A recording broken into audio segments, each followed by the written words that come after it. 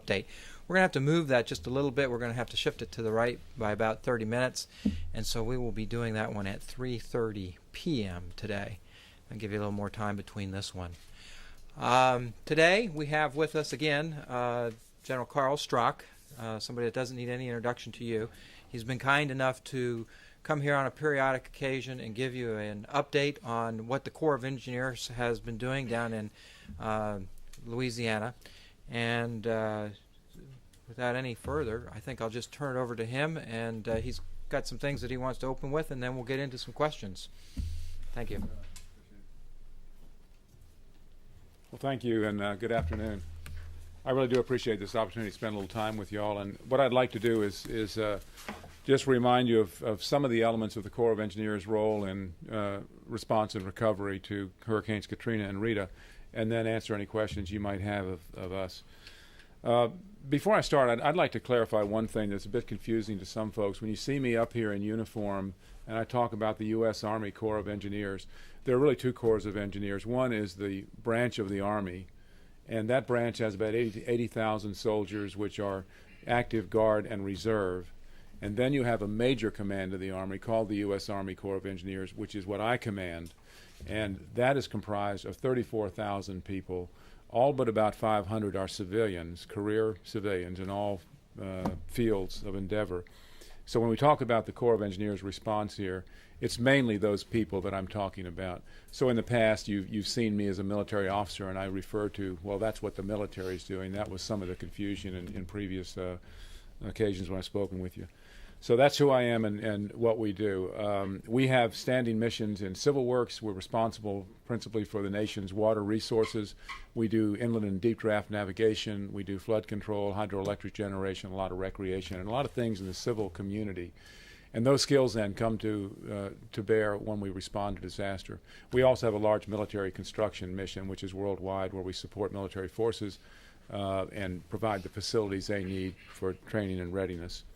In terms of our response to Hurricanes Katrina and Rita, again, we're doing it in three ways. Direct support to FEMA.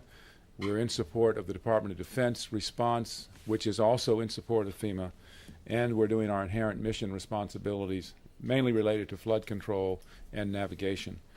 Where FEMA is concerned, we are responding as part of the National Response Plan, which is based on the old federal response plan, which used to be just directed at response to natural disaster.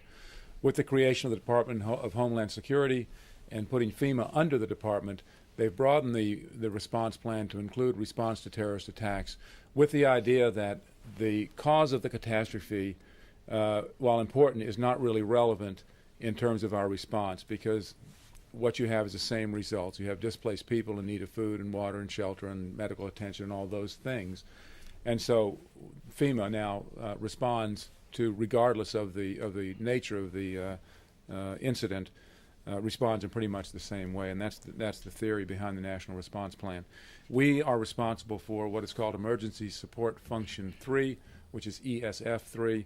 That's public works. There are 15 of these ESFs, and for which different branches or different departments have responsibility. Under that, we have missions to provide the bulk ice and water. We provide temporary power, temporary roofing, debris removal, which is our biggest mission in this one. We're doing technical assistance, and we're responsible for interagency coordination of infrastructure requirements in the response and recovery. We also do special missions like the unwatering of New Orleans that I'm sure you're very familiar with. In terms of support to the Department of Defense, it's mainly through staff augmentation, both the Joint Task Force that stood up in response to Hurricane Katrina under General Honore, and the similar one that stood up under General Clark from Fifth Army to respond to Rita. Both of those had personnel from the Corps of Engineers, general officers who are out in command of our divisions that went forward to become the engineer and took with them military and civilian staff members to help coordinate the activities of military forces, federal military forces that were responding. Air Force, Navy, Marines, and Army engineers were out there responding to the disaster. In terms of our own inherent missions, there's a public law called 8499, which gives us authorities to do flood fighting without doing it under FEMA control without being directed to do so, because we have a responsibility in those instances. So we are now using those authorities to respond to this, and that mainly takes the form of doing the actual flood fights during the emergency, and then repairing the systems back to the original configuration following the emergency. We use these funds to do that.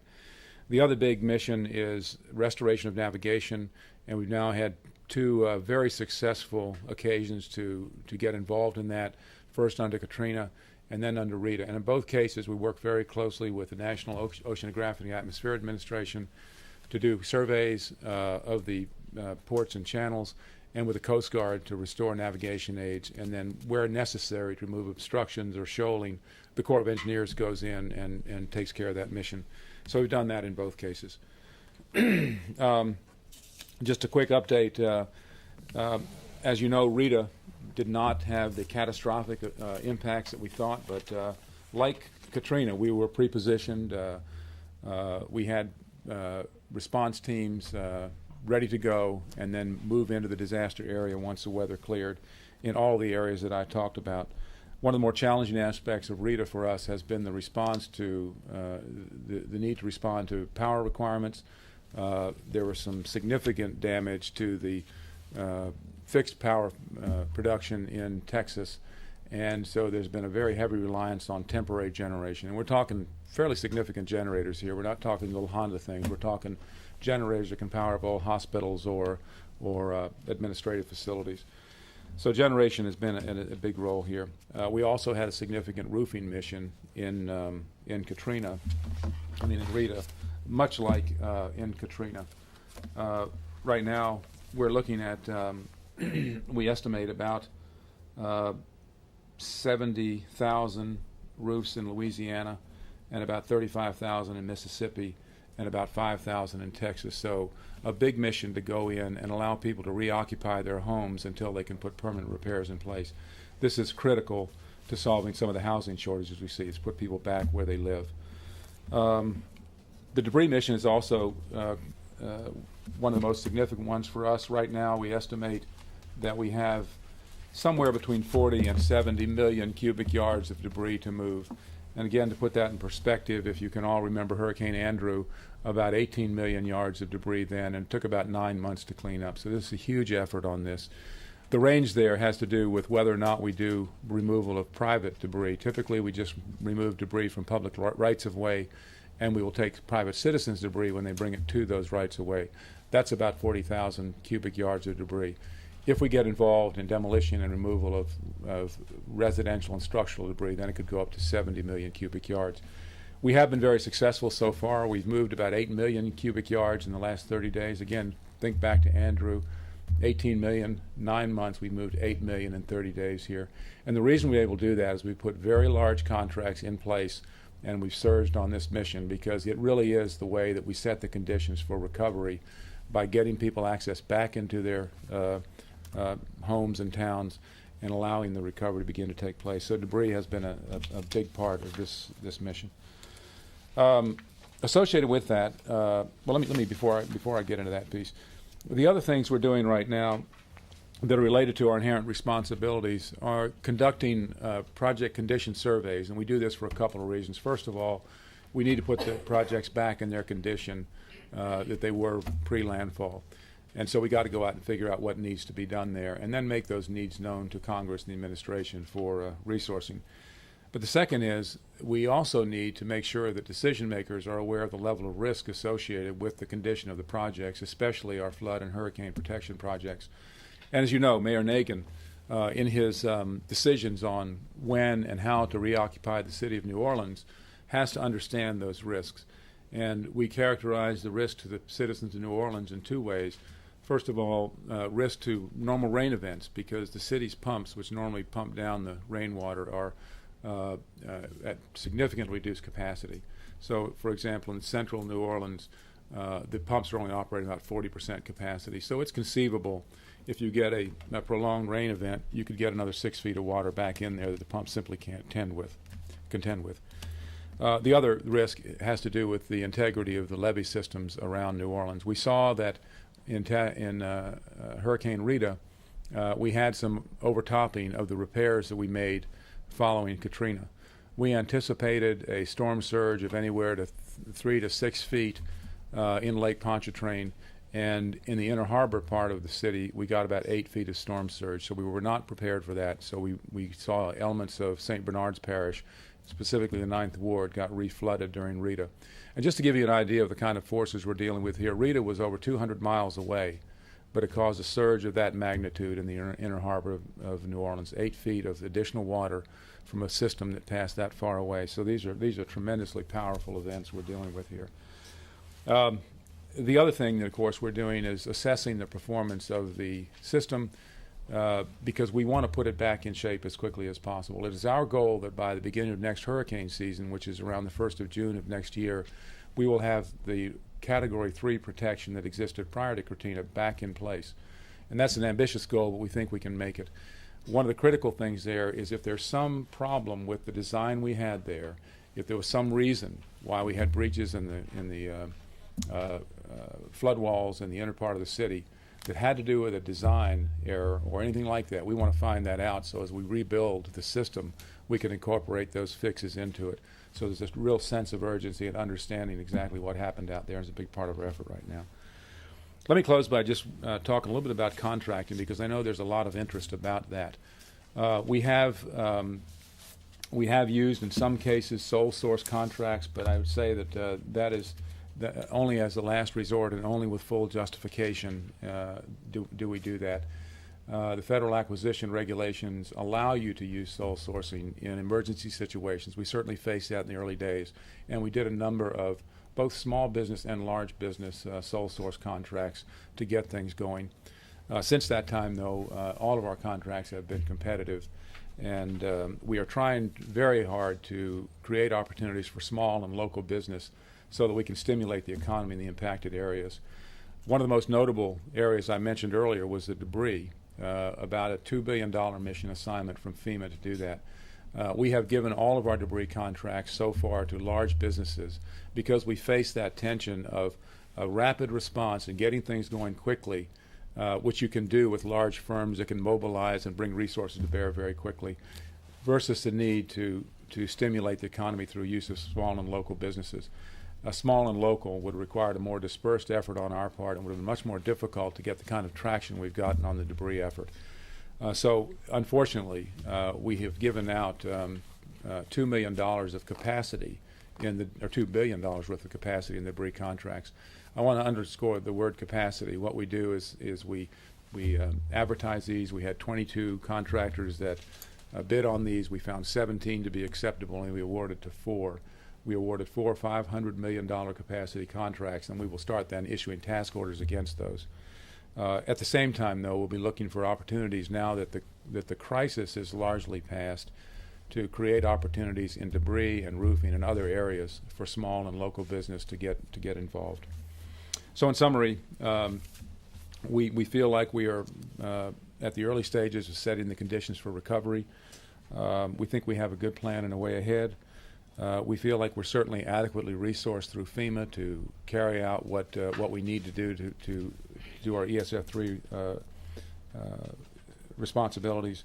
And we're also now standing up and reconstituting our capability to respond to any other natural or terrorist attack, natural disaster or terrorist attack that might be looming on the horizon. Well, thank you very much for your patience, and I'd be happy to entertain any questions you might have. Yes, ma'am. On the levees, could you walk back through that in a little more detail for Sure. a second? You're rebuilding to Category 3, Yes. which is what you had. Why not, just for us laymen, why not go ahead and, number one, rebuild to 4? Is it a question of finances or risk-benefit? And what's your feeling about this possibility of a design error? Do you think there is one? What's your initial analysis? If I could have the slide that shows the levee system, can you pop that up here for me? First of all, why not go to Cat 5? The principal thing is authorities. We must have authority to do that. We must be directed through legislation to put that level of protection in. So that's the first thing that's necessary. We have been studying the feasibility of a Category 5 protection for a number of years. In 1999, we were directed to begin that study. We do a thing called a reconnaissance study, and then essentially that's a study to look at whether or not it would be feasible to provide level 5 protection to the city. And a very important aspect of that is whether there's a federal interest in doing so, because the federal government does not get involved unless there's a federal interest. And all of these projects are done with a local sponsor who provides a cost share. The levee system we're talking about here, and it's mainly, while there are a number of projects here, most of the levees you see depicted here are part of the Lake Pontchartrain Hurricane Protection System, funded 70% federal, 30% local. And once we build the thing, we turn it over to the locals for ownership, operation, and maintenance. So part of it is the authority to go to Category 5. That reconnaissance study indicated it was feasible, and there is a federal interest. The next step is to go to feasibility study, where you begin to get into detailed planning. This, again, is cost shared. The reconnaissance is all federal. Feasibility is 50-50 cost share. And the cost of that study is probably about $12 million to get that study complete. So that's the next step, would be to move into that phase with the local sponsor. And I'm sure there will be a lot of interest in moving that ahead as quickly as we can. And the design error, by the way, do you need that also to go just to 4 or only to go to 5? 4 or 5. Right now, our authorization is to Category 3. And what's your instinct on the question of a design error? Is it a design error, or maybe the storm was stronger than anybody thought? That's what we have to find out, ma'am. I've been very careful to describe these as breaches and overtopping where we know overtopping occurred. But in the canal sections where we had flood walls that were breached, I'm not calling those failures yet, because a failure is when something doesn't operate as designed. And what we have to go down and look at what forces were put against these structures. We know that the hurricane was a Category 4 when it made landfall in Louisiana, which was away from New Orleans. And then we know that it was a Category 3 when it made landfall in Mississippi. These storms are characterized by wind speeds, by storm surges, and by the barometric pressures associated with them. All of them have an influence in the pressures and stresses put on our structures. So we're going to go through a very detailed engineering analysis to find out what stresses those projects were subjected to, whether it was a question of overtopping, erosion, just why it is that those flood walls breached. I really don't have any intuitive response to that, except to say that we know that down in here, and this is St. Bernard's Parish here, that the levees back here were clearly overtopped by a storm surge coming out of Lake Bourne. We saw the same thing further to the south in Plaquemines Parish. Breton Sound, we think the storm surge coming out of there caused the overtopping of those levees. Up here in Lake Pontchartrain, we're not sure whether it was overtopping or whether it was simply the hydraulic impacts there. And the thing that we're really looking at here of interest is that you have flood walls all along the lakefront here. The flood walls that breached were in these canals in narrow areas. So perhaps there's something associated with the hydraulic activity inside those narrow canals, and that's what we're really focusing our efforts on. Here at 17th, here in the London Avenue, and also in the inner harbor of New Orleans. And here we have the Missouri River and Gulf outlet, which could have forced waters into here. We have a Gulf Intracoastal Waterway, and then we have a navigation channel coming out of the lake here. So we're going to look at how that water moved in there and what impact that might have had on the structure. I'm so sorry, just very quickly, when you say hydraulic, do you mean mechanical issues in terms it's of the... hydraulic in terms of moving water. But not mechanically involved, just how the water No, itself moved through the system? No, it's just the moving Right. water. Okay. Yes, ma'am. Sorry for that lengthy. It's So a no, very, no. very complex Thank you. task to take on here. Yes, ma'am. Can you be can you give us a little bit more detail on the contracts that have been issued to date? Can you just say about how many total there have been issued, for what generally total amount of money, and then of that, how much were sole source contracts? Yes. That's a constantly moving thing, and there's all kinds of ways to look at how many task orders have actually been delivered versus a contract in place. Debris, for example, we have $2 billion of capacity, but we haven't issued a lot of task orders against that. I mean, not in a relative sense. Just some figures I have. The latest I have right now is we have awarded through contracting about $500 million of contracting. And this does not include those debris contracts. Aside from those, $500 million About half of that has gone to small business. And of those, the 18 contracts to small business, 8 of those were awarded sole source. And it's a relatively small part of that. On the large business side, 28 contracts to large business. So that's a total of 46 contracts. 28 of those have gone to large business for about $240 million. And of those, 5 were sole source based on emergency situations. We also have a lot of simplified acquisitions, and there was some discussion about the level of authority for simplified acquisition. And these are where we can simply issue letter orders for products and services. We've done about $28 million worth of simplified acquisitions, a total of about 100, and 60% of those have gone to small business. And about 40% of that 100 have been sole source without a competitive simplified acquisition process. So we have. What are these things for if they're not for debris? Well, they're for services like data gathering, dump trucks, things that we can that can be provided that are not more complicated projects. There's a dollar threshold associated with this. And I can't recall what it is. I think it's about $250,000 was raised to that for this particular event. And can you project out how much you think this will cost? The overall response? Well, we have over $3 billion worth of mission assignments from FEMA, which includes the debris, the ice, the water, the power, and the roofing. So that part, about $3 billion.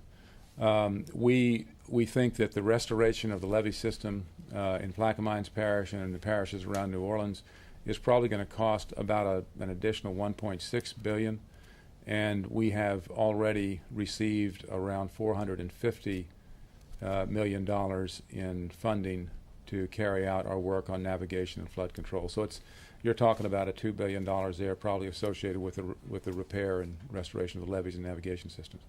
So altogether, the Corps of Engineers probably about $5 billion in this effort. Yes, sir.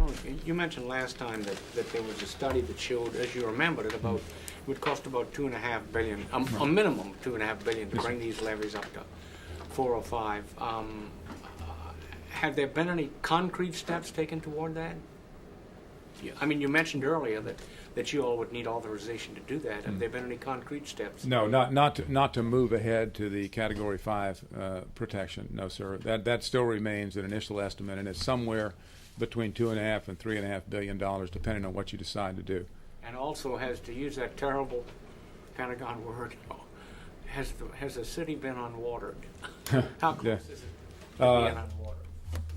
Today, it should be unwatered today, and I believe it is. I think we're pretty well down. There may be some small pockets here and there, but the city is essentially dry now. And we have restored, I mentioned earlier, prior to Rita, we had a 7-foot level of protection. That's 7 feet above the normal level of Lake Pontchartrain. That's now at 10 feet at all the breach sites in and around the city. So we have gotten that level of protection restored. We use the unwatering term because once water gets into a structure, you have to unwater it. Dewatering is keeping water out of a structure or a construction site. So sorry for that little twist of words there. If I'm wrong. You say you're going to 10 feet now. Yes, The sir. process is going to 10 feet. And you hope to go to 14 feet by 14 feet, I think, was the. There are various levels depending on where you are in the system. Some of these flood walls are as high as 17.5 feet. The system is designed to handle a surge in Lake Pontchartrain up to 11.5 feet, and then we build above that for wave action and a factor of safety. But that would all come prior to next hurricane season. Yes, sir. Sorry, you mentioned you needed legislation to move to Category 4 or 5. Is that congressional or is that at the state level? It would require congressional legislation. The state could do it on their own, but obviously they'd like some federal assistance here. But that would be congressional legislation. And walk me through the process. The next step would be a feasibility study, and then Yes. how long does that take and what happens after that? Well, in normal times, a feasibility study of this complexity and magnitude would probably take us 24 to 30 months just to complete and get to what is called a Chief's report. And the Chief's report says, is it technically feasible, is it economically justified, and is it environmentally acceptable? We clearly, if directed to continue with this Category 5 study, we need to compress that timeline.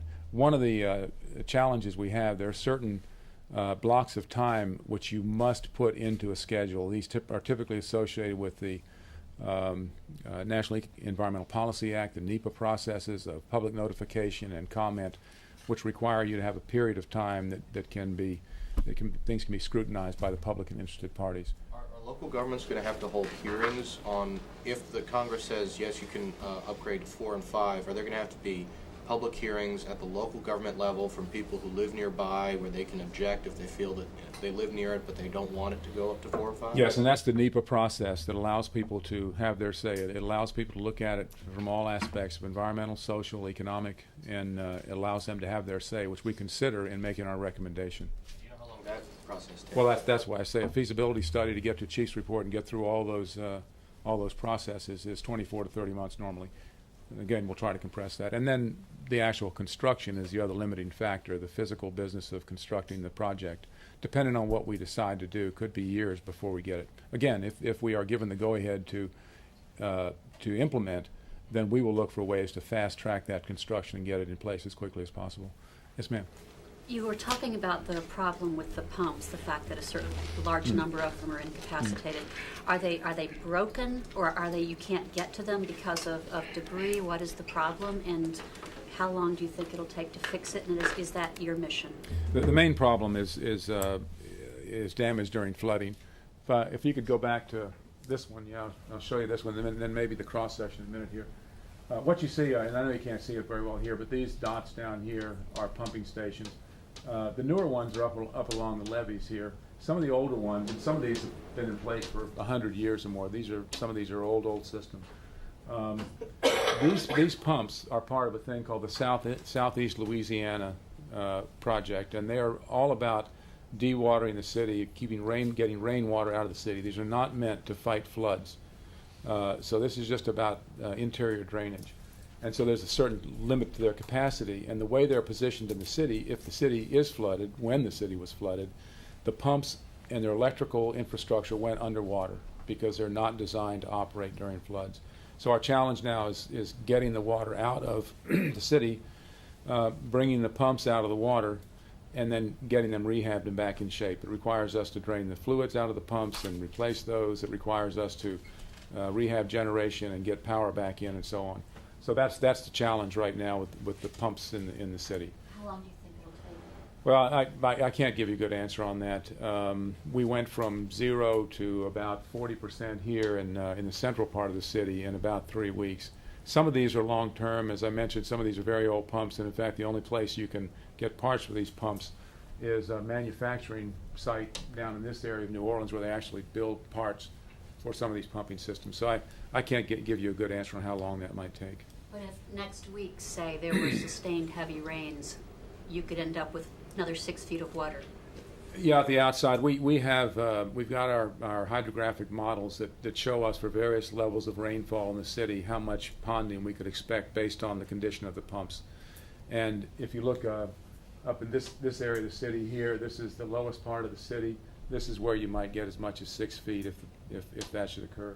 And then as you move toward the Mississippi River, the flooding is less and less. Could I have that cross section, Mark, if that's available real quickly? This is what we face here. If you look at distance from the sea, this is the Mississippi River over here, and this is the side of the city the French Quarter's on. In fact, the French Quarter's right there. This is cut through the city from the French Quarter to the University of New Orleans. This point right here is 116 miles from the ocean by river. This point here is essentially at sea level. Typically, Lake Pontchartrain is about 1 foot above sea level, and this is the real challenge of New Orleans here. The ground was built up by the Mississippi River, and so you have the higher portions of the city here, which are not as prone to flooding, and the lower portions over here. And you have a series of bowls within the city that will fill up with water, and this is where those pumps are supposed to move that water out of here, and that's the challenge we face in New Orleans for rainwater. Did I get it? All your questions? Thank you, ma'am. Yes, sir. General, would the time frames that you mentioned for studying and constructing, would that be further compressed if you went to a different system? You mentioned last time you were here about some seawalls that were rejected last time. Would that be a quicker possibly quicker way to do this? Potentially, yeah. If I could have the navigation chart here, I'll show you what we're talking about there. This was and there's a lot of controversy associated with this. One more. There we go. The original 1965 proposal by the Corps of Engineers was to build barriers down here. This is Lake Pontchartrain. And you have narrow inlets down here. And the idea was to build barriers there which could be closed in times like this to prevent a storm surge getting up into the lake. If you built those barriers and took off the good part of that storm surge, you could protect New Orleans with lower levees. At that time, the levees, we thought 10 to 14-foot levees would protect New Orleans if we'd installed those barriers. We now have levees on the magnitude of 16 to 17 feet around New Orleans. So lower levees because you had a barrier to take off the storm surge. For a lot of reasons, we abandoned that plan and went to what we call the high-level plan of protection, which is what we currently have. So that would certainly be something we would consider as we look about Category 5 protection.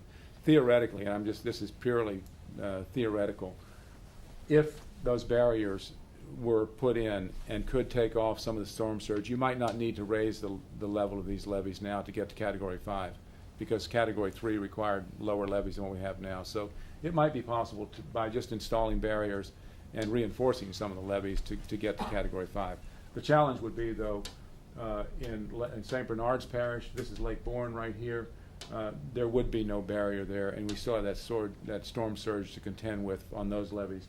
And then down here in Plaquemines Parish, we've got the storm surge out of Breton Sound here, which really overtopped the levees down in Plaquemines. What are the objections to the barrier? Well, it's a real complex and long story. Recall that in 1965, this was our proposal. In 1969, the NEPA Act was passed, and that required environmental impact statements and studies.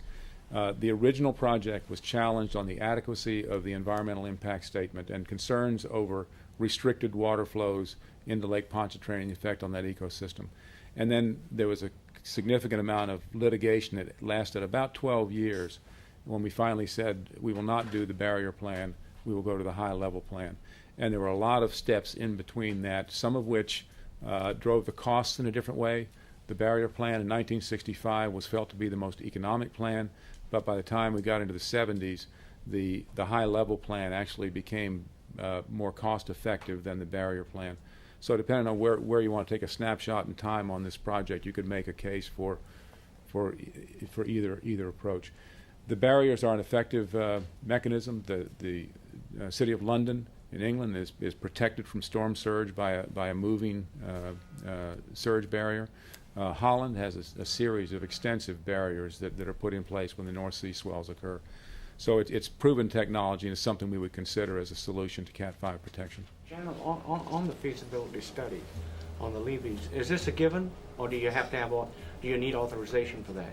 Well, we have authorization, sir, now. There's an authorized study, and that study has gone on. What would require is funding to move to the feasibility stage. In this year's Water Resources Bill, there is funding in there, not enough, about $250,000 from the Senate to begin the study. So there's an opportunity as they conference that bill between the House and the Senate to put the adequate resources to accomplish this study. We think if we cost share, it would take about $4 million to take care of next year's study. If we do not get a local share, then about $8 million is what it would take to do the study. All right. Thank you very much. Thanks very much. Well, thank you all very much. Yeah. I have one more announcement to make, and it has to do with the first announcement that I made, and that is the briefing that I said was at 3 and moving to 3:30 is now moved back to 3. So disregard the earlier announcement and you'll be fine.